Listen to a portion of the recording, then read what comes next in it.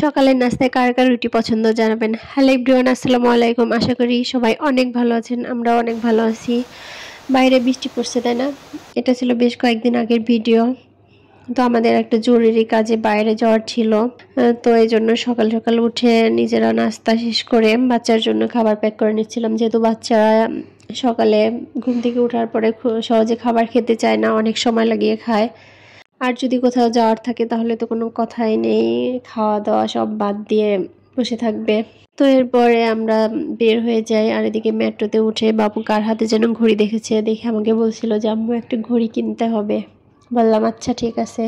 তো এরপরে আমরা আমাদের কাজ শেষ করে চলে যাই ফার্মগেট আমার বোনের সাথে দেখা করতে। তো এখানে যাওয়ার পরে বাসা থেকে বের হয়েছি প্রায় 11টার দিকে, আর তখন বেজে গিয়েছিল প্রায় 5টা। তারপরে আমরা খিদা পেয়ে যাওয়ার জন্য খাওয়া দাওয়া করে নেই। আমরা খাওয়া দাওয়া করছিলাম, আর এদিকে আমার ছেলে নতুন করে হামাগুড়ি দেওয়া শিখছে, তাই না? সবাই মাশাআল্লাহ বলবেন প্লিজ। এরপরে খাওয়া দাওয়া শেষ করে আমরা একটু চা খাই। চাটা খেয়ে বোনকে দিয়ে আমরা বাসার উদ্দেশ্যে রওনা দেই। আর বাসায় এসে এমন সুন্দর একটা ভিউ দেখে অনেক ভালো লাগে। আজকের ভিডিওটি এ পর্যন্ত। ভালো লাগলে লাইক, কমেন্ট, ফলো দিয়ে পাশেই থাকবেন। ধন্যবাদ।